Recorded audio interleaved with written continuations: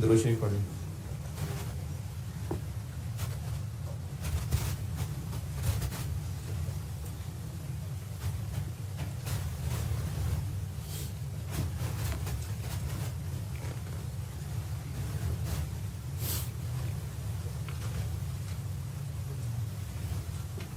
Question number 9 पे आ जाए। अब करते हैं रिसर्च और डेवलपमेंट के क्वेश्चंस की प्रैक्टिस।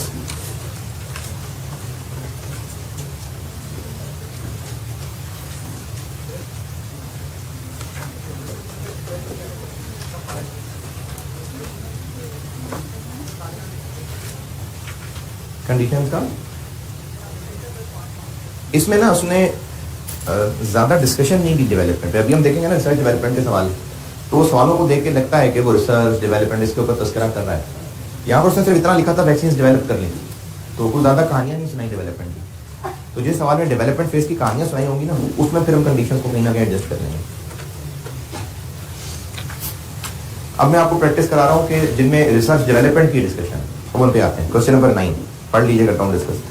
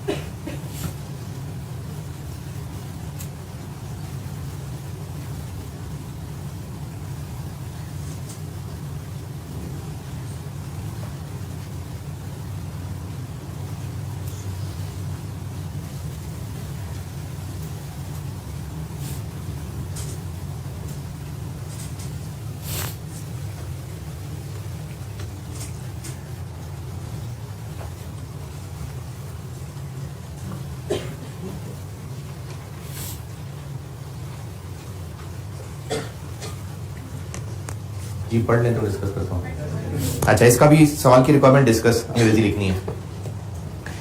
कल तक जो सवाल कर रहे थे ना, वो मैंने रिसर्च डेवलपमेंट से अलग रखे हुए थे। उनका तरीका रिपीट कर देता हूँ। अगर बड़ा सवाल है तो डेफिनेशन साबित करें, रिकग्निशन क्राइटेरिया डिस्कस करें और इनिशियल मेजरमेंट बता दें। और जिस ईयर को सामने रख के सवाल किया गया है, उस ईयर एंड को हिसाब से सब्सिक्वेंट मेजरमेंट डिस्कस करते हैं, जिनमें एक कॉस्ट मॉडल, रिवैल्यूएशन मॉडल बता दें, यूजफुल लाइफ बता दें। अच्छा, यूजफुल लाइफ जो बतानी है ना, जैसे वो कल वाला सवाल कर रहे थे, ये मैन्युफैक्चरिंग राइट्स वाला, जिसमें 5 साल का लाइसेंस था और वो 5 साल रिन्यू हो सकता था। क्वेश्चन 11,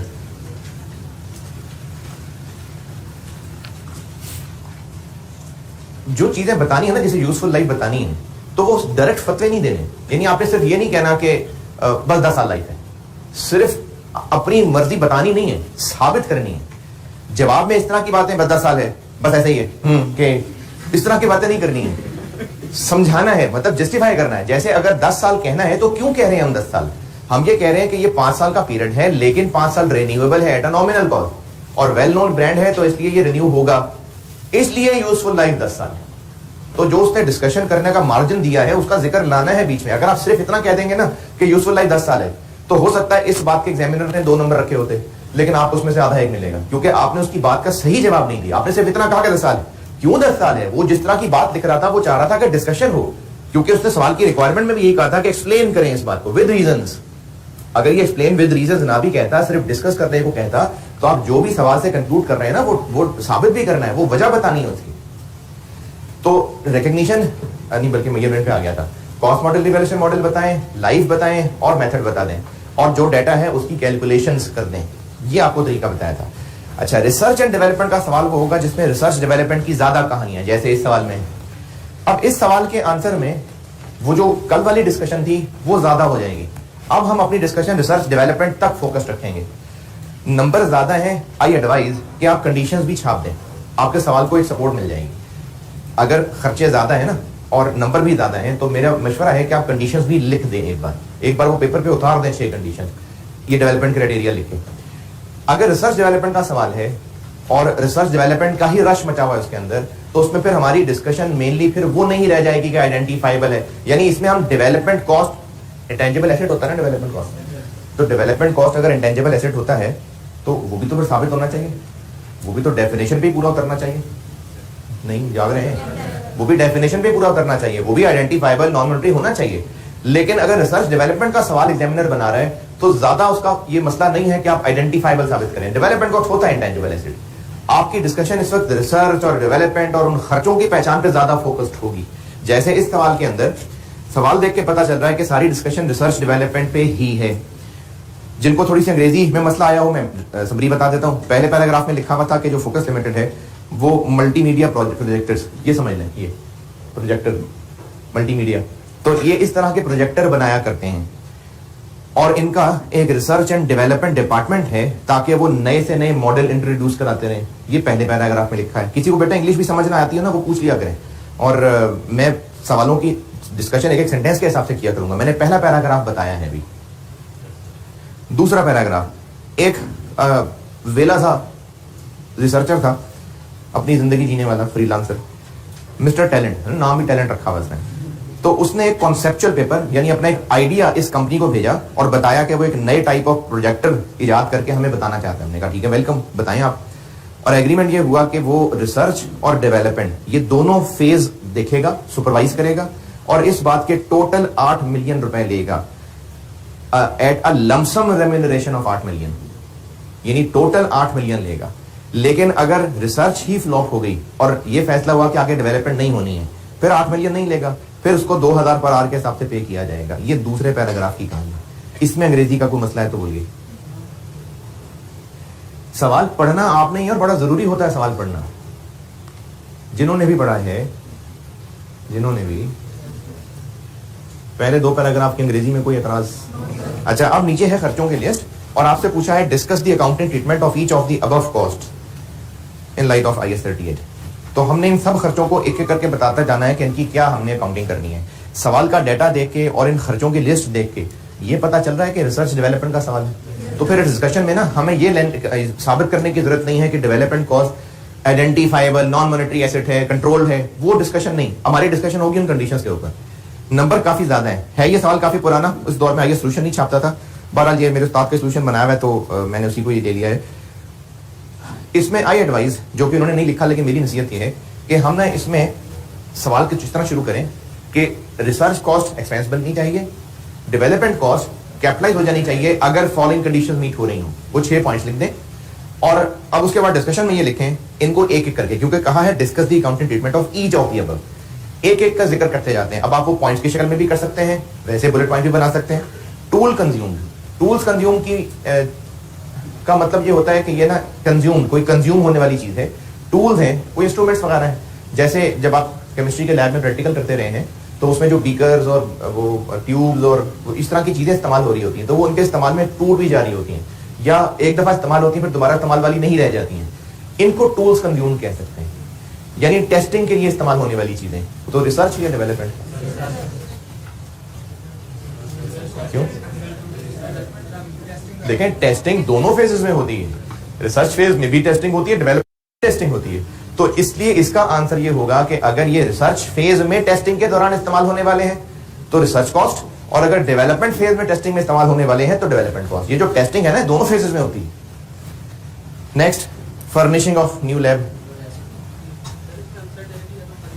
नहीं, अनसर्टेनिटी किधर है? नहीं, आपको ये खर्चे डेट वाइज तो नहीं बताए हुए, बस टोटल खर्चे बता दिए हैं। और आप टोटल खर्चों की लिस्ट में देखें तो सर्टेनिटी यानी काम मुकम्मल हो गया हुआ है, आगे जाके इवेंचुअली काम हुआ है पूरा। यहां पर खर्चों की ना डेट कहीं नहीं बताई। अभी इसके बाद हम सवाल करेंगे, उसमें डेट्स भी हैं। तो यहां पर आपको खर्चे बताए हैं और आप 5-6 खर्चों के आगे जाएंगे ना तो आपको नजर आ जाएगा प्रोजेक्ट हो गया था पूरा। वो जो पहले दूसरे पैराग्राफ में कहा था ना कि अगर सक्सेसफुल ना रहा तो ये होगा, वो सिर्फ एक अरेंजमेंट था। ये सक्सेसफुल हुआ है, प्रोडक्ट लॉन्च हुआ है। तो ये जो टूल्स कंज्यूम्ड है, हो सकता है रिसर्च फेज वाले हो सकता है डेवलपमेंट फेज वाले हो। तो इसलिए हम भी जवाब भी इस तरह गोलमोली बताएंगे कि अगर ये रिसर्च फेज के दौरान थे तो रिसर्च कॉस्ट है, और अगर डेवलपमेंट फेज के दौरान थे और अबव कंडीशंस पूरी हो रही हैं, अब वो जो लिख के आए हैं, तो ये कैपिटलाइज होगी जी, क्योंकि ये टूल्स कंज्यूम दोनों से रिलेटेड हो सकता है ना। फर्निशिंग ऑफ न्यू लैब, ये तो एसेट है, ये तो पीपीई है। फर्नीचर है, लैब की सारी फर्निशिंग है, ये तो पीपीई है। तो उसका यहां क्या काम?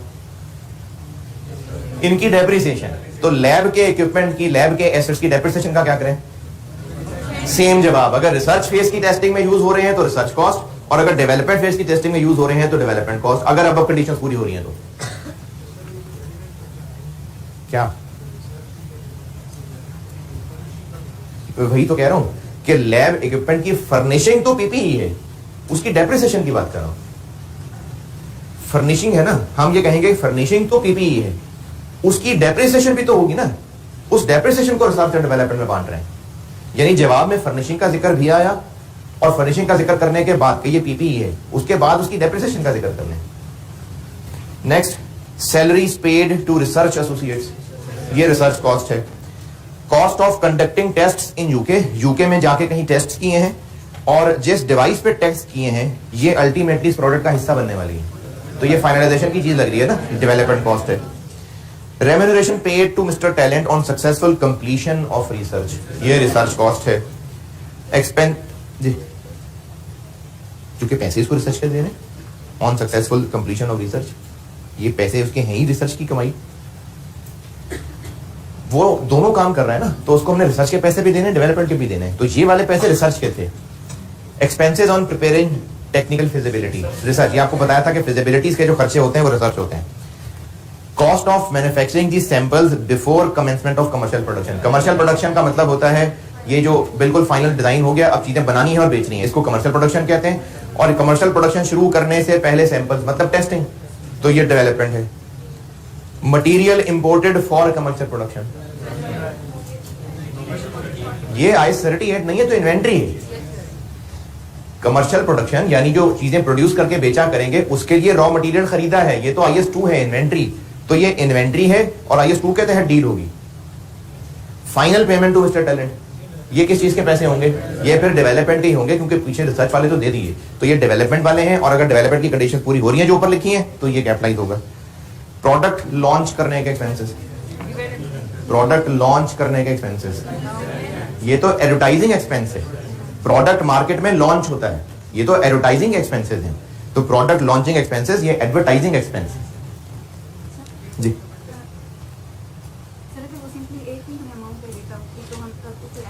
मिस्टर टैलेंट की अगर ये मिस्टर टैलेंट के 8 मिलियन का आगे मजीद तोड़ने का कोई तरीका ना बताता तो हम टैलेंट से जाके पूछ लेते। तो वो चूंकि हम पूछ नहीं सकते इसलिए वो बता रहा है, तो बताएगा।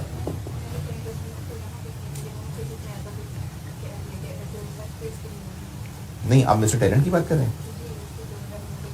अच्छा, आप कह रहे हैं कि अगर ये इसका कोई हिसाब किताब ना बताते तो इसका जवाब हम 8 मिलियन का ये बताते फिर कि इसमें से जो रिसर्च फेज से रिलेटेड कंपनसेशन है वो रिसर्च कॉस्ट, हाँ ठीक है, हम इस 8 मिलियन का जवाब भी तो टूल्स कंज्यूम की तरह का देते जी।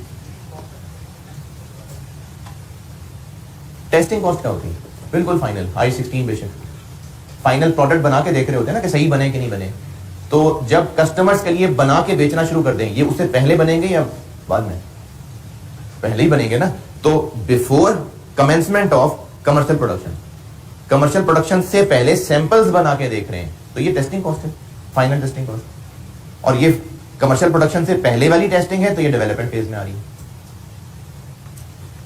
जी। और इस सवाल में कोई पॉइंट जी?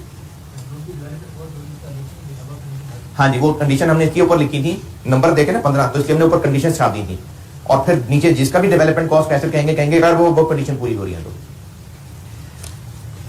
चलिए जी, अब आ जाइए आप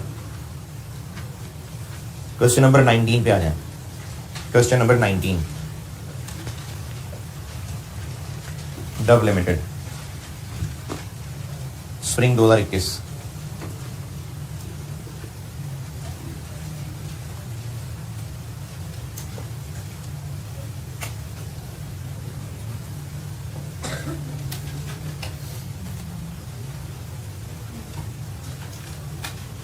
पढ़ लीजिए, करता हूं डिस्कस।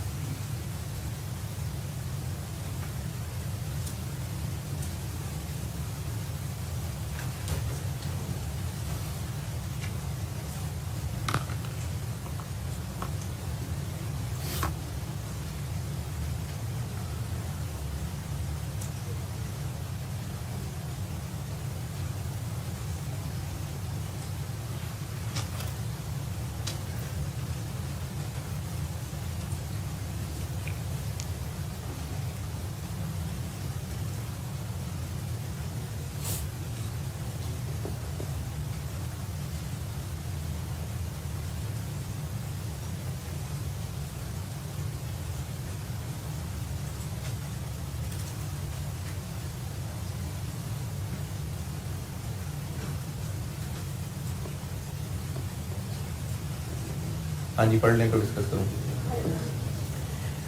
एक नया प्रोडक्ट डेवलप किया और 1 जनवरी को करना शुरू किया, और उसके हवाले से फॉलोइंग खर्चे हैं। अब इन खर्चों में ना आगे नाम और डेट ये दोनों सपोर्ट करेंगे दूसरे को, अमाउंट्स भी बता देंगे। अगले पेज पे पहले रिक्वायरमेंट, जो हम ये नया प्रोडक्ट का डिज़ाइन बना रहे हैं, नए प्रोडक्ट का डिज़ाइन बना रहे हैं, उसकी कॉस्ट बतानी है। यानी हम जो इंटेंजिबल एसेट डेवलपमेंट कॉस्ट के नाम पे बनाएंगे उसकी कॉस्ट बताते हैं, डिस्कस नहीं, कंप्यूट, बस कंप्यूट, डिस्कस नहीं, कंप्यूट। ऑल्सो डिस्कस क्या, द रीजंस जिनको लिफ्ट नहीं कराई, यानी जो डेटा है इसमें से डेवलपमेंट कॉस्ट का जो हिस्सा बनना है वो सिर्फ कंप्यूट करने को कह रहे हैं, और जिनको हम लिफ्ट नहीं करवा रहे और वो कह रहे हैं मुझे क्यों निकाला, तो उसकी रीजन बतानी है कि उनको क्यों निकाला कंप्यूटेशन से। तो जो कंप्यूटेशन है वो सिर्फ कॉस्ट की कंप्यूट करनी है, एसेट, और जिनको लिफ्ट नहीं करवाई उनकी रीजंस बतानी है।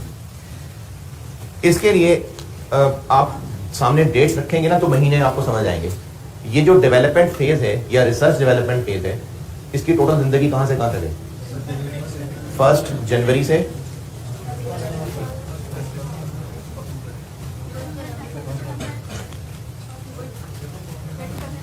हाँ जी,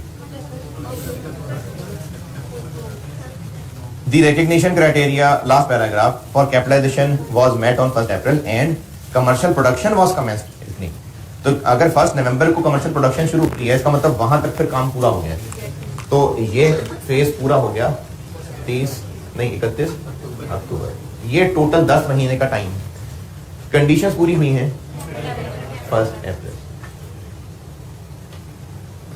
ये कंडीशंस पूरी हुई हैं। चले, ये अब गाइडलाइन है। इधर वाला खर्चा डेवलपमेंट, इधर वाला एक्सपेंस। बेशक डेवलपमेंट फेज इधर शुरू हो भी गया हो, लेकिन ये पोर्शन भी, तो ये सारा और ये एसेट।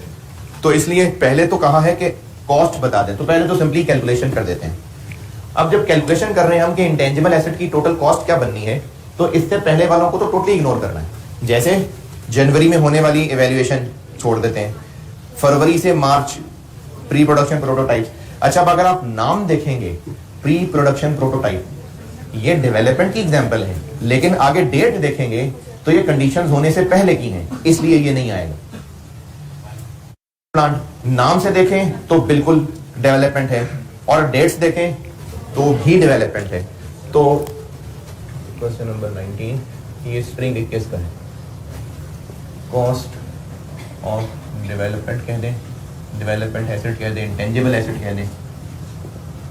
ये क्या है रुपीस, 1000 मिलियन क्या है, मिलियन है। तो पायलट प्लांट आ जाएगा सबसे पहले 40। फी राइट्स रजिस्टर कराने की, पेटेंट समझ लें, और अगस्त, हाँ जी बिल्कुल ये भी आएगा। पेटेंट कह सकते हैं इसको, फीस कह लें, कितनी है 15। कॉस्ट ऑफ मैन्युफैक्चरिंग सैंपल्स, ये क्या चीज है, ये वही टेस्टिंग, फाइनल की टेस्टिंग है। तो ये नाम से भी लग रहा है डेवलपमेंट है, और डेट भी देखें तो ये डेवलपमेंट ही है। कितने 32। लेकिन आपने ना ये टेस्टिंग कॉस्ट बचपन में I-16 में याद कीजिए कि टेस्टिंग कॉस्ट में से जो सैंपल बने उनकी सेल वैल्यू लेस की जाती है। तो टेस्टिंग कॉस्ट हम यहां लिखेंगे बिल्कुल, लेकिन जितना खर्चा आया कितना, उसमें से सेल वैल्यू माइनस जो सैंपल बन गए वो बिल्कुल टेबल के नीचे जुड़े हुए हैं 20।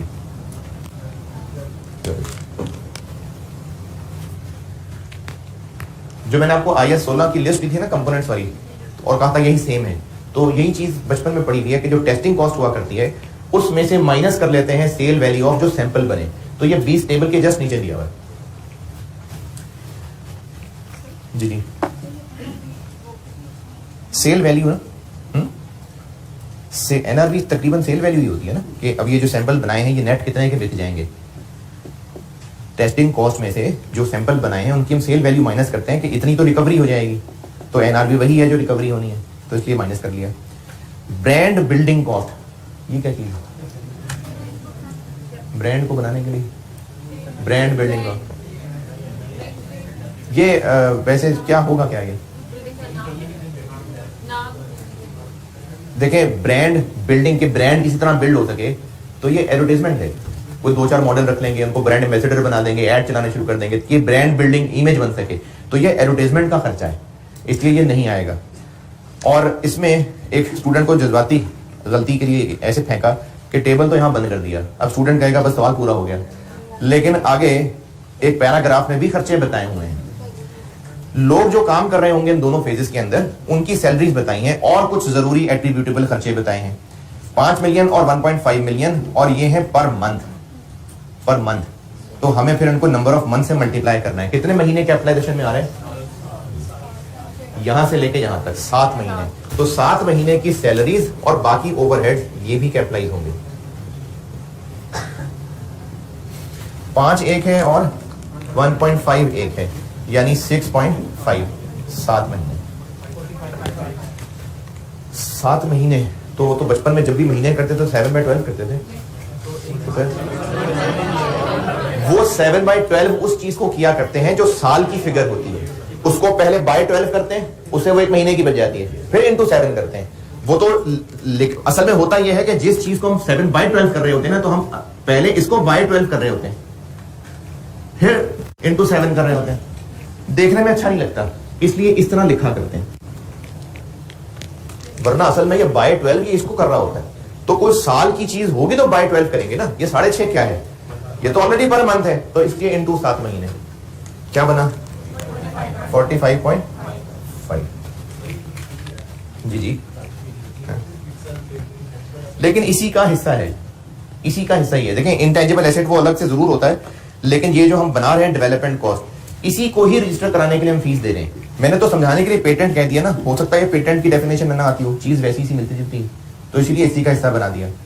और सैलरीज एंड ओवरहेड्स हो गए और बस। तो इसमें कॉस्ट जो निकालने को कहा था, ये वो कॉस्ट निकल आई कितनी, 112.5।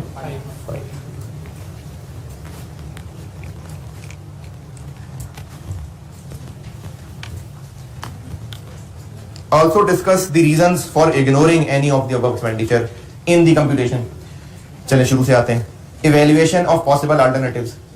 हम कहेंगे कि ये चूंकि एक रिसर्च कॉस्ट होती है तो इसलिए ये हमने कैपिटलाइज नहीं किया। प्री प्रोडक्शन प्रोटोटाइप, ये हम कहेंगे कि है ये डेवलपमेंट कॉस्ट, लेकिन कंडीशंस कैपिटलाइजेशन क्राइटेरिया मीट होने से पहले का खर्चा है, इसलिए ये एक्सपेंस बनाया। पायलट प्लांट तो कर लिया शामिल, फीस भी कर ली, सैंपल भी कर लिए। ब्रांड बिल्डिंग कॉस्ट में हम कहेंगे कि जो ब्रांड बिल्डिंग है ये एडवर्टाइजमेंट है, ये ब्रांड का इमेज बनाना, ये एडवर्टाइजमेंट एक्सपेंस है, तो इसलिए ये एक्सपेंस बन रहा है, ये डेवलपमेंट में नहीं आ रहा। और नहीं, एनआर भी तो कर ली ना हमने, ये कर तो ली। नहीं, हमने किया ना इसको शामिल, इग्नोर तो नहीं किया, शामिल किया है। इग्नोर मतलब कंसिडर ही नहीं किया, माइनस कर रहे हैं, इस्तेमाल हो रहा है, ये इग्नोर तो नहीं हो रहा।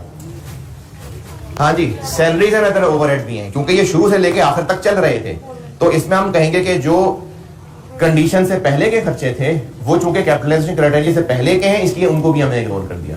तो ये सैलरीज एंड ओवरहेड्स भी वो हैं जो हमने इग्नोर किए हैं, क्योंकि हमने सिर्फ ये वाले कंसिडर किए हैं, ये भी तो है ना, तो हम इनके बारे में कहेंगे कि कैपिटलाइजेशन क्राइटेरिया से पहले थे, इसलिए इग्नोर कर दिए। ये था जी 8 नंबर का सवाल जी।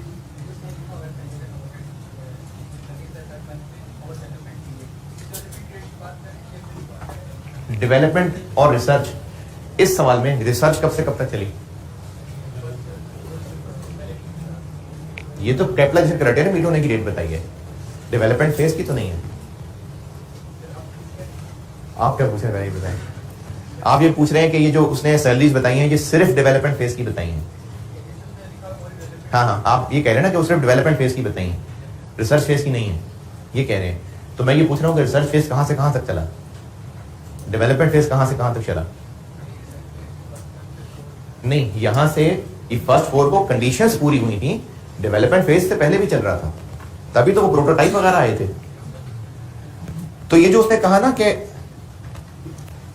ओवर द डेवलपमेंट पीरियड, ये इसने जनरली वर्ड डेवलपमेंट यूज किया है, क्योंकि उसने शुरू में कहा था कि Dove limited commence development on 1 January, तो इसने इस पूरे काम को एक डेवलपमेंट का वर्ड यूज कर लिया। उसने अंग्रेजी इस्तेमाल करते हुए रिसर्च और डेवलपमेंट का वर्ड यूज नहीं किया, उसने सारे को ओवरऑल डेवलपमेंट कह दिया जी। और इसमें किसी खर्चे में कोई जरा भी कंफ्यूजन है तो बताइए। आइस 38 आसान है, और करते हैं। क्वेश्चन नंबर 13 पे आ जाए। क्वेश्चन नंबर 13,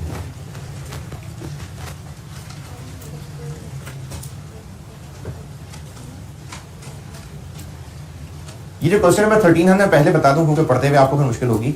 ये टेक्निकली IS 8 का सवाल है। IS 8 ये एक बड़ा अच्छा सा टॉपिक था FR 1 के अंदर, और बड़ा पसंद आया था। मैंने ऑब्जर्व किया था कि आपको बड़ा पसंद आया था टॉपिक। तो ये ना पहले FR 2 में होता था, और IS 8 ऐसा टॉपिक है जिसमें कोई भी टॉपिक टेस्ट हो जाता है, क्योंकि IS 8 में क्या था कि एरर है, तो वो तो कोई भी IS का सवाल बनाएं और उसको गलत कर दें और आपसे कहें ठीक करें, तो ये तो कोई भी IS का सवाल टेस्ट हो सकता है। तो ये IS 38 को लेके एरर्स का सवाल बनाया गया था, और इस दफा ना ICAP ने कहा था कि IS 8 इस अटेम्प्ट में नहीं होना टेस्ट, FR 2 में हुआ है टेस्ट। और एक टीचर से बात हो रही थी तो उनका पॉइंट ये था कि IS 8 नहीं है क्योंकि उसने प्रायर पीरियड एरर टेस्ट नहीं किया था, सिर्फ इस साल का एरर टेस्ट किया था। लेकिन बहरहाल IS 8 टेस्ट हुआ था।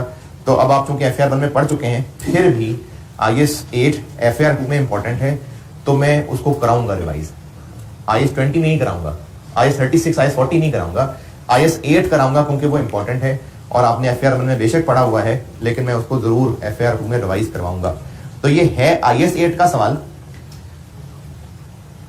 अच्छा, आप में से कोई पुराने FR 1 पढ़ा हुआ है? नहीं, सवाल चेंज करता हूँ। आप में से कितने लोग हैं जिन्होंने IS 8 नहीं पढ़ा हुआ FR 1 के अंदर? 2 3 4 5 6 लोग। क्या नहीं भाई, FR 1 में तो बैठे होते थे। अच्छा, मैंने सवाल पूछा कि पढ़ा नहीं? हाँ ठीक है, ठीक है, बाकियों ने पढ़ा हुआ है। पिछले ईयर्स के एरर्स अगर P&L को हिट कर रहे थे तो उनको ठीक करने के लिए एडजस्टमेंट कहां करते हैं? ओपनिंग रिटेन अर्निंग में ना। ठीक है, चलिए सवाल पढ़ लें, करता हूं डिस्कस।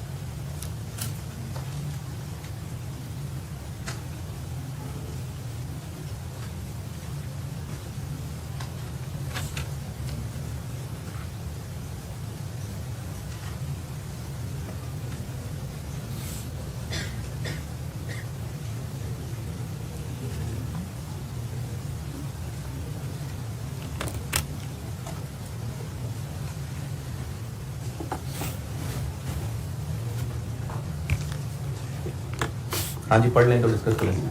पढ़ लिया।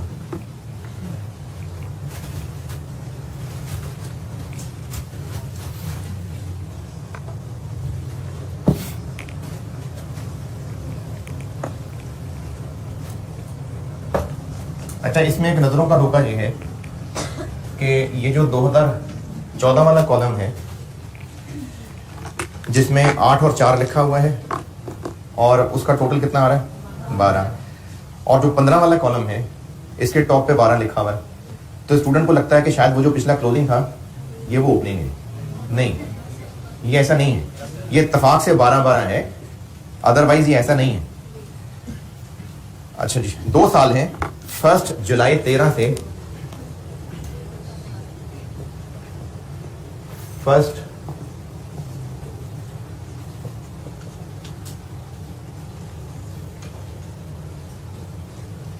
ये 2 साल है, 1 जुलाई 13 से 30 जून 14 और 1 जुलाई 14 से 30 जून 15। ये 2 साल का सवाल में डेटा है। काम शुरू किया था रिसर्च पे 1 जुलाई 13 पे और सवाल की रिक्वायरमेंट है 30 जून 15 ईयर के हिसाब से बताएं जो बताना है। ये 2 ईयर्स हैं इस सवाल में। अच्छा, सवाल सिर्फ IS 38 का नहीं है। सवाल में ये कहा हुआ है कि explain accounting treatment of the above in the light of IFRS। जो जो IS ऊपर आपको नजर आ रहा है उसका जवाब दे दें। मेनली इसमें डिस्कशन चूंकि IS 38 की थी इसलिए मैंने इस चैप्टर में डाल दिया, वरना टेक्निकली IS 8 का सवाल था। क्यों IS 8 का सवाल था? क्योंकि पिछले साल की अकाउंटिंग करते हुए अकाउंटेंट ने क्या किया, ये जो 14 वाला कॉलम नजर आ रहा है आपको, ये इसने सारा का सारा खर्चा कैपिटल वर्क इन प्रोग्रेस के नाम से डेबिट कर रखा है। In this respect following expenses were incurred, table से ऊपर वाली लाइन पढ़ रहा हूं। In this respect following expenses were incurred and debited to capital work in progress. तो अकाउंटेंट ने एक अकाउंट बनाया कैपिटल वर्क इन प्रोग्रेस और जो 14 वाले कॉलम के खर्चे हैं ये सब उसी में डाल दिए। तो एरर क्या हो गया कि कैपिटल वर्क इन प्रोग्रेस में चीजें डाल दी गई हैं, हालांकि इसमें से कुछ एक्सपेंस भी बनने चाहिए थे और पता नहीं बाकी चीजें इधर उधर की ना इसमें डाल दी। अब हमने इनको डिस्कस करना है, कर लेते हैं। ये जो आइटम्स हैं सारी, research and development, training of technical staff, lab equipment, cost of trial run, हम इनको इस तरतीब से भी डिस्कस कर सकते हैं और बैलेंस शीट के मुख्तलिफ लाइन आइटम्स के हिसाब से भी कर सकते हैं। मैं पहले रिसर्च की बात करता हूं। रिसर्च, सिर्फ रिसर्च। काम रिसर्च का कब शुरू हुआ? 1 जुलाई 13 से और रिसर्च फेज कब तक चला? 30 जून 14। अब मैं पहले रिसर्च की डिस्कशन करने लगा हूं। सवाल की रिक्वायरमेंट है explain accounting treatment of the above. एक जनरल सी रिक्वायरमेंट है, उसको किसी भी तरह से आंसर करके स्ट्रक्चर किया जा सकता है। मैं एक बहरहाल तरीके से स्ट्रक्चर कर रहा हूं। मैं अपनी डिस्कशन पहले रिसर्च से रिलेटेड कर रहा हूं, रिसर्च, और हेडिंग भी दे लेंगे हम रिसर्च। ये मैं क्वेश्चन नंबर 13 जो कि किस अटेम्प्ट का है, ऑटम। पहले मैं रिसर्च को डिस्कस करने लगा हूं। रिसर्च के बारे में हम ये कहेंगे कि रिसर्च फेज 1 जुलाई से 30 जून 14 तक चला, और रिसर्च फेज में होने वाले खर्चे एक्सपेंस बना करते हैं। 2014 वाले कॉलम में जो रिसर्च एंड डेवलपमेंट कॉस्ट के नाम से लिखा हुआ 8 मिलियन है, ये सारी रिसर्च कॉस्ट ही है। उसने एंड डेवलपमेंट तो दोनों साल को सामने रख के कहा है, अदरवाइज ये 8 मिलियन सिर्फ रिसर्च है। क्यों? क्योंकि 30 जून 14 तक थी ही रिसर्च। तो हम ये कैलकुलेशन भी कर रहे होंगे। ये ना इस तरह के सवाल ना मैं आपको कोई खास फॉर्मेट नहीं बता सकता कि इसका फॉर्मेट है, बस आप डिस्कशन करते हुए जा रहे हैं और जो जो जहां जरूरत पड़ रही है कैलकुलेशंस की वहां कैलकुलेशन करते जा रहे हैं। ये बहुत जनरल सा सवाल है, इसका कोई खास फॉर्मेट नहीं है मेरे पास, ये बस जनरल डिस्कशन। आपने बस अपनी बात समझानी है पेपर मार्कर को। तो उसके लिए आप रिसर्च की हेडिंग देके एक अंग्रेजी ये कहेंगे कि रिसर्च एक्सपेंस, रिसर्च कॉस्ट हैं वो एक्सपेंस बनेंगी as follows, shall be recognised as expense as follows. 2014 में, और इनफैक्ट 2014 ही था रिसर्च के बाद, तो 2014 इसको ईयर 2014 बोलेंगे। क्या क्या? Research cost shall be recognised as expense as follows, 2014 से रिलेटेड। क्या क्या चीज रिसर्च एक्सपेंस में डालूं? एक तो जो रिसर्च कॉस्ट है, कितनी? 8 मिलियन, एक तो ये है। और दूसरा, ये जो लैब के लिए एक प्लांट खरीदा था, इक्विपमेंट खरीदा था, ये 4 मिलियन आपको लिखा नजर आ रहा है, और इसके साथ स्टेरिक लगा के नीचे टेबल के नीचे लिखा हुआ है कि इसकी 5 साल लाइफ है। तो फिर ये पीपीई है ना, फिर ये पीपीई है, इसकी 5 साल लाइफ है तो डेप्रिशिएट होना है। खरीदा कब था? तो उस इक्विपमेंट के 6 महीने का इस्तेमाल रिसर्च फेज में हुआ, तो उसकी 6 महीने की डेप्रिसिएशन ये भी रिसर्च कॉस्ट में आएगी। 4 मिलियन का प्लांट था, लाइफ 5 साल और 6 महीने। पॉइंट। और मजीद 2014 में कुछ नहीं था।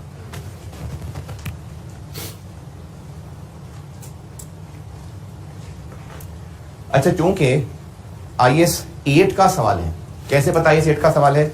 चूंकि सवाल है 2015 का, और जो अकाउंटेंट ने गलती की हुई है वो 2014 के ईयर में की हुई है, इसलिए मैं इसको IAS 8 का सवाल कह रहा हूं। तो हम ये जरूर कहेंगे कि रिसर्च कॉस्ट एक्सपेंस बनती है। अब इसमें हम IAS 8 का जुमला ये लाएंगे कि चूंकि ये पिछले साल से रिलेटेड एक्सपेंस है, तो ये रिटेन अर्निंग्स को चार्ज होगा। अगर IAS 8 आप भूल भाल गए हैं बिल्कुल, तो मैं रिवाइज करा दूंगा। अभी अगर आप ये भी समझ लेते हैं ना कि रिसर्च कॉस्ट में क्या जाना है, तो मेरे लिए भी काफी जाग रहे हैं। अगर आपको ये बात समझ आ रही है कि रिसर्च कॉस्ट में इस सवाल में ये 2 चीजें आएंगी, तो फिलहाल मेरे लिए ये भी बहुत है। अगर थोड़ा बहुत याद है IAS 8, तो चलो अगली बात भी समझ लें कि हम इस वक्त सवाल 2015 में खड़े होकर सॉल्व कर रहे हैं, और ये 2014 को एक्सपेंस बनाने की बात कर रहे हैं। तो 2014 का एक्सपेंस तो नहीं बना सकते, क्या करेंगे? ये रिटेन अर्निंग्स को चार्ज होगा। ये IAS 8 के स्टाइल का आंसर आ गया। तो कॉन्सेप्चुअली ये है रिसर्च कॉस्ट, लेकिन हम जवाब में कहेंगे कि चूंकि ये पिछले साल का एरर है, तो हम इस 8.4 मिलियन को रिटेन अर्निंग्स को चार्ज करेंगे। ये रिसर्च कॉस्ट की हेडिंग की डिस्कशन हो गई।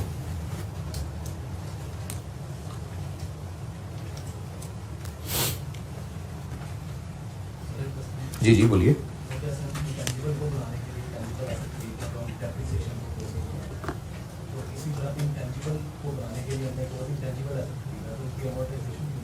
होगी होगी, हाँ।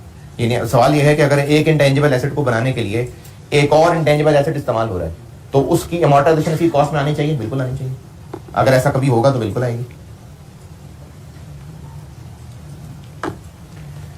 ये रिसर्च कॉस्ट की हेडिंग के साथ पूरे सवाल में से सिर्फ रिसर्च कॉस्ट की डिस्कशन डाल दी। यहां पर डेवलपमेंट कॉस्ट की डिस्कशन डाल लेते हैं। डेवलपमेंट कॉस्ट की हेडिंग से अब डेवलपमेंट कॉस्ट की पूरे सवाल से निचोड़ के डिस्कशन डालते हैं। डेवलपमेंट फेज कब शुरू हुआ? 1 जुलाई 14 से। और पहले ही सेंटेंस में लिखा है टेबल के नीचे क्राइटेरिया मीट हो गया, कब हुआ? तो फिर पहले दिन 1 जुलाई को ही हो गया होगा, यानी इस सारे फेज की जो भी कॉस्ट है वो सब कैपिटलाइज होगी। तो डेवलपमेंट कॉस्ट में हम ये कहेंगे कि since capitalisation criteria is met, following cost shall be capitalised.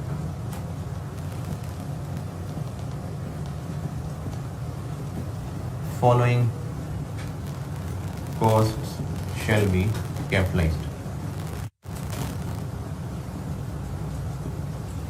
क्या क्या? इस लिस्ट में 15 वाला कॉलम देखना है, क्योंकि डेवलपमेंट फेज तो 15 में है ना, तो अब आप 15 वाला कॉलम देखेंगे। बताएं क्या क्या करूं? जो 15 वाले कॉलम में 12 मिलियन लिखा नजर आ रहा है, हाँ ये डेवलपमेंट कॉस्ट है, ये होगा कैपिटलाइज्ड 12 मिलियन। और उसी लैब के इक्विपमेंट की कितने अरसे की डेप्रिसिएशन? साल की कि 6 महीने की?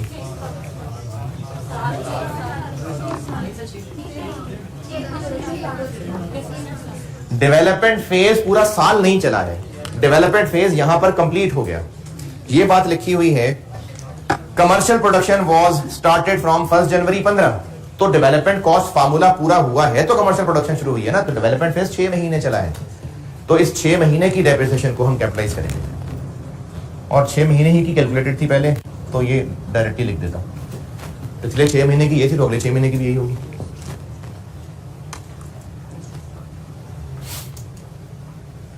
ट्रेनिंग नहीं, कॉस्ट ऑफ ट्रायल रन जी बिल्कुल होगा। कितना? 0.6।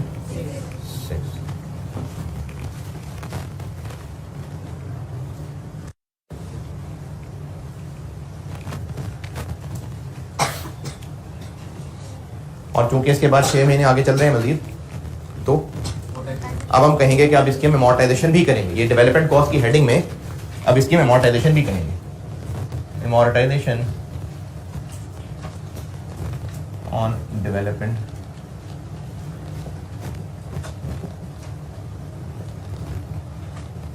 शैल बी चार्ज्ड एज फॉलोज।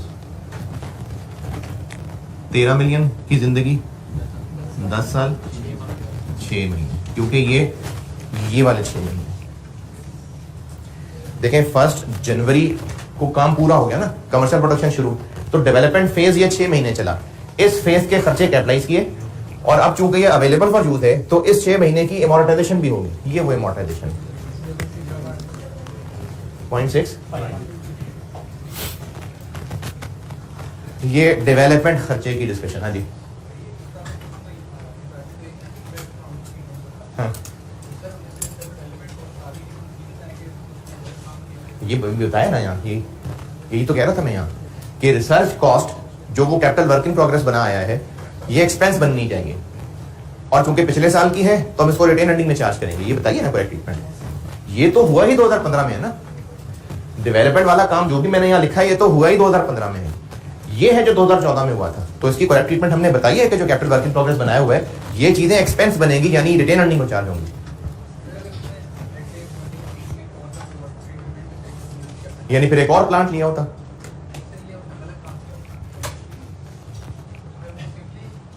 नहीं, ये जो लैब इक्विपमेंट 4 मिलियन 14 वाले कॉलम में आ रहा है, तो क्या कह रहे हैं आप?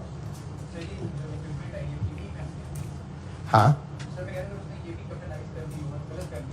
तो इसने ये भी कर दिया है ना। मैं भी बारी बारी चल रहा हूं ना, मैंने भी रिसर्च कॉस्ट की डिस्कशन की है, डेवलपमेंट कॉस्ट की डिस्कशन की है, और इसमें लैब इक्विपमेंट आ रहा है उसकी भी डिस्कशन करूंगा, फिर अदर चीजें आ रही हैं ट्रेनिंग वगैरह उनकी भी डिस्कशन करूंगा। मैंने कहा है कि अच्छा इस सवाल से पहले तक सब सही है। ये सवाल मुश्किल इसलिए है क्योंकि इसका ना स्ट्रक्चर कोई खास है नहीं, बस डिस्कशन हो रही है इसके अंदर, तो इसलिए ये मुश्किल है इस एतबार से, हाँ, कि इसमें स्टूडेंट को ये समझ नहीं आएगा कि इसमें आंसर कैसे करना है। तो उसका तरीका बता रहा हूं कि एक एक आइटम को पकड़े उसकी डिस्कशन करते जाएं। तो मैं यही कर रहा हूं, मैं रिसर्च को डिस्कस किया, पहले डेवलपमेंट को डिस्कस कर रहा हूं, और उसमें लैब इक्विपमेंट है उसको डिस्कस करूंगा, फिर जो बाकी कुछ रह जाएगा फिर उसको डिस्कस करूंगा। रिसर्च और डेवलपमेंट की डिस्कशन ये है।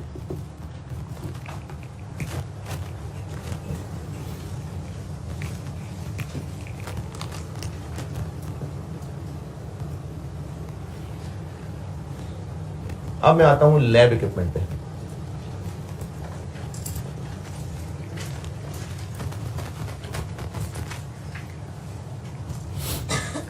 लैब इक्विपमेंट के बारे में क्या कहें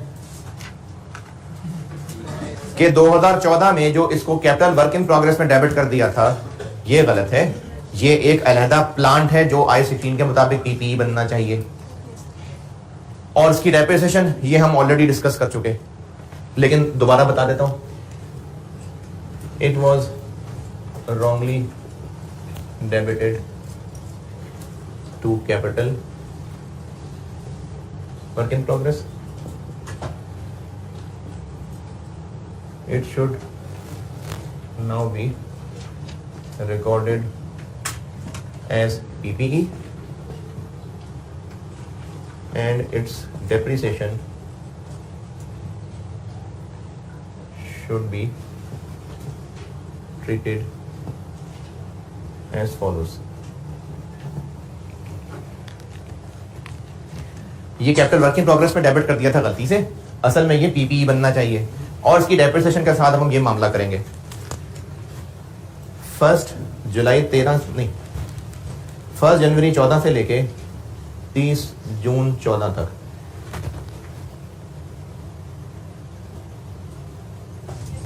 हैज बीन, 1 जनवरी को खरीदा था ना,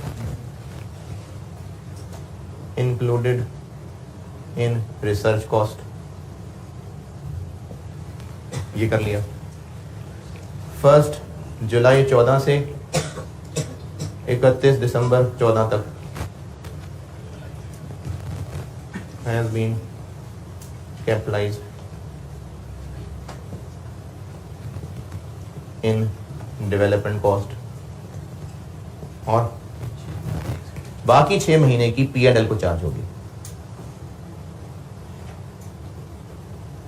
बाकी 6 महीने कौन से? 1 जनवरी से 30 जून 15 तक। अब जो नॉर्मल काम पूरा हुआ है तो उसमें भी तो प्लांट कहीं ना कहीं और इस्तेमाल हुआ ही होगा, या बस फेंक दिया इसको? नहीं, हुआ होगा कहीं ना कहीं और। तो इसके लिए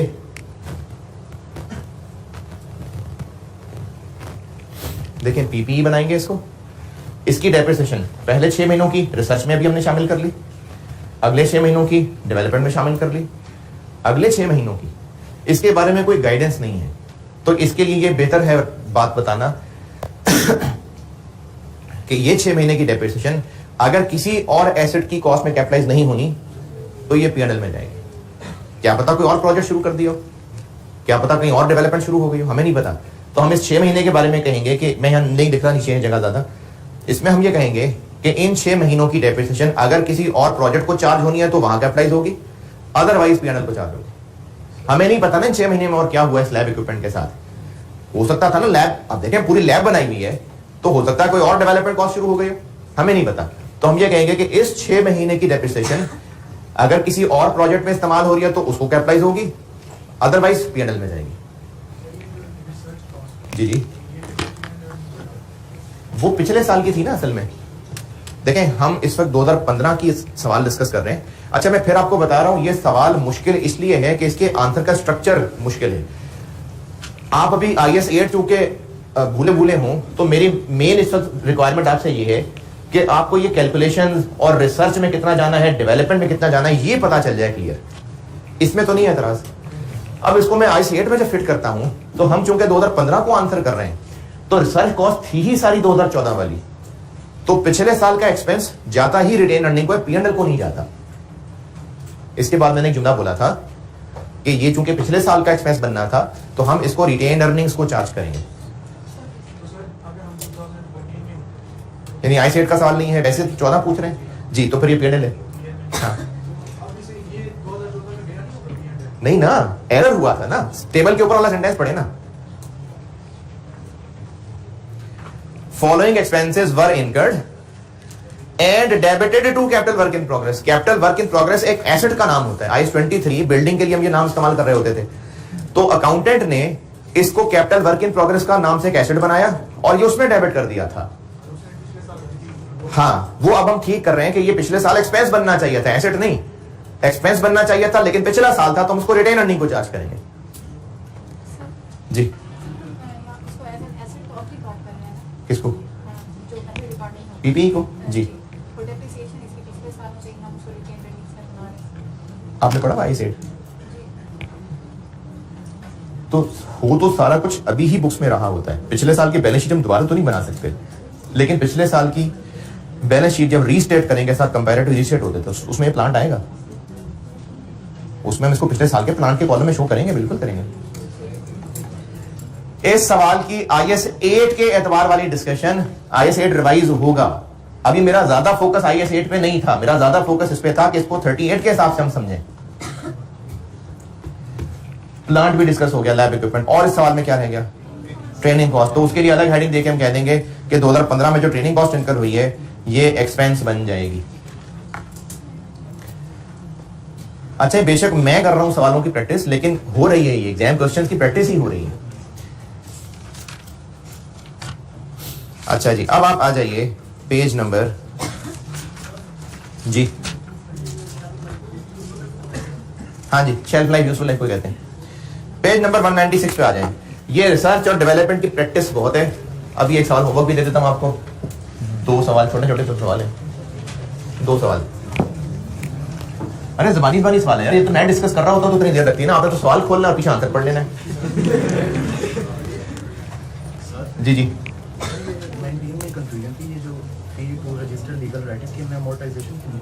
नहीं, इस ये जो हमने फार्मूला बनाया है इसी को अब हमने रजिस्टर करा लिया कि जी हमारा फार्मूला पेटेंट टाइप चीज समझ लें। अच्छा, IS 38 चल रहा है और इसमें मैंने अभी सिर्फ डिस्क्लोजर नहीं बताया, वो कल बता के कल उसकी प्रैक्टिस कराऊंगा। उसके अलावा IS 38 खत्म है। स्टैंडर्ड्स पहले IS के नाम से हुआ करते थे, उसके बाद इनके नाम बदल के IFRS हो गए। इनके अलावा कुछ चीजें ऐसी होती हैं जो कुछ स्पेसिफिक बिजनेस के मसाइल होते हैं, जो IS की वर्डिंग में उतने अच्छे एड्रेस नहीं हो रहे होते। वो बिजनेसेस स्टैंडर्ड के बोर्ड वालों को चिट्ठियां लिखते होंगे, खत लिखते होंगे, फिर वो मामले डिस्कस होते होंगे। कभी कभार तो ऐसा होता है कि उनके लिए जवाब IS को ही अमेंड करके दे देते हैं, और बाद वक्त ऐसा होता है कि उनके लिए स्टैंडर्ड नहीं, एक अलग से टॉपिक स्पेशल जाता है। उस स्पेशल टॉपिक को SIC या IFRIC कहते हैं। SIC या IFRIC, जो स्टैंडर्ड्स लिखे जा चुके वो स्टैंडर्ड्स हैं, वो स्टैंडर्ड्स कहलाते हैं, IAS और IFRS। उनका किसी खास बिजनेस पे अगर कुछ इंपैक्ट क्लियर नहीं समझ आ रहा होता तो उसकी क्लेरिफिकेशन बाद औकात बोर्ड वाले अगली दफा IS अमेंड करके डाल देते हैं, और बाद औकात उनके लिए एक अलग से पेज लिख देते हैं। जो IS नहीं होता, एक अलग से इंटरप्रिटेशन होती है। जब IS हुआ करते थे तो उनकी इंटरप्रिटेशंस SIC होती थी, और जब IFRS आने लग गए तो फिर इंटरप्रिटेशन भी IFRIC के नाम से आने लग गई। तो ये जो IS 38 पढ़ा है हमने, इसमें एक रिलेटेड SIC है, SIC 32। ये IS 38 से चूंकि रिलेटेड है तो इसलिए ICAP ने इसके साथ ही एग्जामिनर आपसे एग्जामिन करना है। तो अब हम SIC 32 पढ़ते हैं। IS 38 बेशक अभी डिस्क्लोजर रहते हैं, लेकिन मैं बीच में ही SIC 32 पढ़ा रहा हूं क्योंकि ये हम इनफैक्ट पढ़ चुके हैं चीज। SIC 32 के लिए आप आ जाइए पेज 196। ये 2 पेज है, छोटा सा है, और इसको फिर यहीं से याद करना है आपने। और मैंने आपके लिए कुछ समरी भी टेबल बना दी, वो भी मैं आपको पढ़ाता हूं तो बताता हूं। ये रिलेटेड है वेबसाइट से, कि बिजनेसेस अपनी जो वेबसाइट्स बनाते हैं ये उनके लिए है। इसमें आपने याद क्या करना है वो बता देता हूं। पहले मैं आपको ना इसका कॉन्सेप्ट समझा लूं।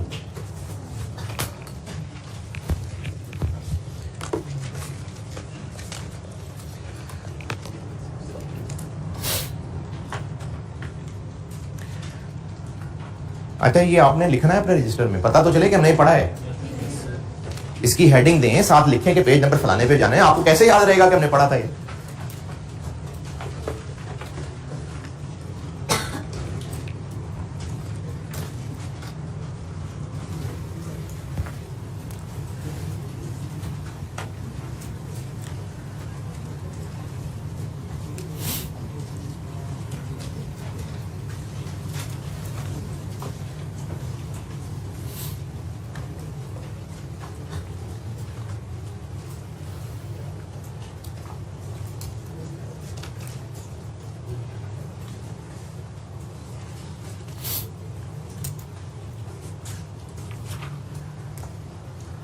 हाँ जी, रजिस्टर पे लिख ली हेडिंग। बिजनेसेस वेबसाइट्स क्यों बनाते होंगे? बिजनेसेस, राइज ने वेबसाइट बनाई हुई है, अगर कभी किसी ने देखा हो, आपको तो शायद नहीं पता हो, ऑनलाइन वालों को डेफिनेटली पता होगा। बिजनेसेस वेबसाइट्स क्यों बनाते हैं? Grab attention. अच्छा, वेबसाइट्स के मेरी नजर में मोटे मोटे 3 मैं आपको उसके पर्पस बता रहा हूं। वो बिजनेसेस जिनकी बहुत सारी जगहों पर ब्रांचेज हैं, बहुत सारे मुल्कों में भी हो सकती हैं, तो वो अपने ऑर्गेनाइजेशन के आपस में एक नोटिस बोर्ड बना देना। अब इतने सारी ब्रांचेस के अंदर आपस में कम्युनिकेट कैसे करें? तो वो कंपनी के अंदर अंदर आपस में कम्युनिकेट करने के लिए भी वेबसाइट बना सकते हैं। एक वेबसाइट बन गई, अब देखें ना, या तो ईमेल्स चला करें जो नोटिस इशू करने हैं, या सबको मैसेजेस हुआ करें, या व्हाट्सएप ग्रुप बना करें, या एक वेबसाइट बन जाएगी। अब जहां जहां भी ब्रांचेज हैं सब उस वेबसाइट को खोल के इंफॉर्मेशन देख लिया करेंगे। इसके अलावा वेबसाइट का इस्तेमाल होगा मार्केटिंग के लिए, एडवर्टाइज करने के लिए। और तीसरा मेन मकसद कस्टमर्स के साथ इंटरैक्टिंग ट्रांजैक्शंस करने के लिए। जैसे अगर राइज में स्टूडेंट्स ने एडमिशन लेना है तो पूरे अब तो ये जब कोरोना के बाद से ऑनलाइन टीचिंग शुरू हुई है तो अब तो सारे पाकिस्तान से स्टूडेंट्स इधर उधर एडमिशन ले रहे होते हैं। तो अब अगर कोई बलूचिस्तान बैठा हुआ है तो वो लाहौर नहीं आएगा एडमिशन लेने के लिए। उसके लिए क्या किया कि वेबसाइट के ऊपर पूरा एक फॉर्म बना दिया गया, वो फॉर्म फिल होगा। और मैं राइज की मिसाल दे रहा हूं, बहुत सारे बिजनेसेस ये काम कर रहे होते हैं कि वेबसाइट के ऊपर ट्रांजैक्शन हो रही होती हैं। जो चीज खरीदनी बेचनी है सब फॉर्म के अंदर इंफॉर्मेशन लिखें, उसी के अंदर पेमेंट की ऑप्शन आ रही होगी, कार्ड का नंबर लिखें, उससे पेमेंट ट्रांसफर हो जाएगी और वो प्रोडक्ट घर डिलीवर हो जाएगा। अब इस वेबसाइट का इस्तेमाल किस लिए हुआ? ट्रांजैक्शंस करने के लिए ना। वेबसाइट फिजिकल एग्जिस्ट करती है? नहीं।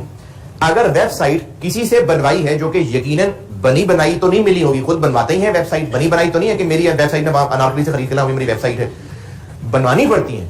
अब चाहे वो खुद अपने स्टाफ से बनाए या किसी और से बनवाए, ये है एक इंटेंजिबल एसेट जो खुद बनाया जा रहा है, इंटरनली जनरेटेड हो गया।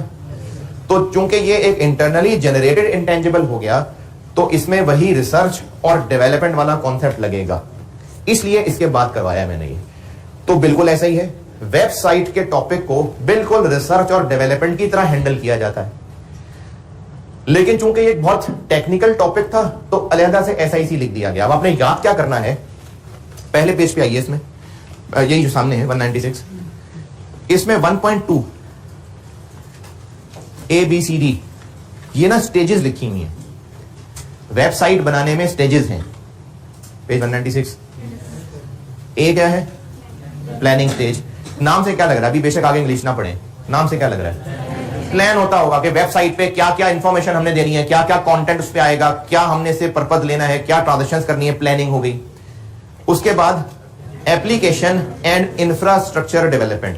देखें, जब हमने कोई वेबसाइट डेवलप करनी है ना तो उसके लिए बहुत सारी लीगल रिक्वायरमेंट्स भी हैं, कुछ डोमेन नेम लेना पड़ेगा, कुछ सर्वर्स वगैरह भी लेने पड़ सकते हैं, कुछ और टेक्निकल रिक्वायरमेंट्स हैं। Application and infrastructure development.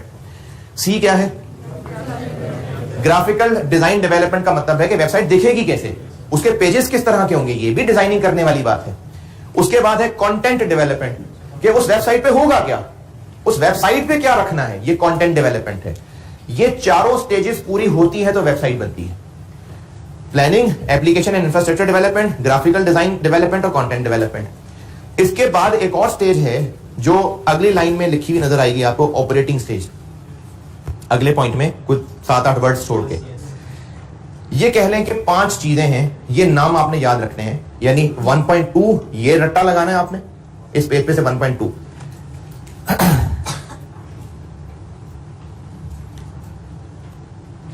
और अगले पेज पे एक पूरे बड़े पेज का एक टेबल बना हुआ है, इसी के सामने ये IS की ही एग्जांपल्स हैं, ये मैंने वहीं से पेस्ट किए हैं। ये पूरा टेबल रटना है आपने। रट्टा लगाने को इसलिए कह रहा हूं क्योंकि इसमें बहुत सारे टेक्निकल नाम हैं, कईयों के मुझे भी मतलब नहीं पता, IT से रिलेटेड है ना, तो आपको इनको याद ही करना पड़ेगा। नाम लिखे हुए हैं, ये नाम एग्जाम्पल सवालों में टेस्ट होते हैं कि ये खर्चे हैं।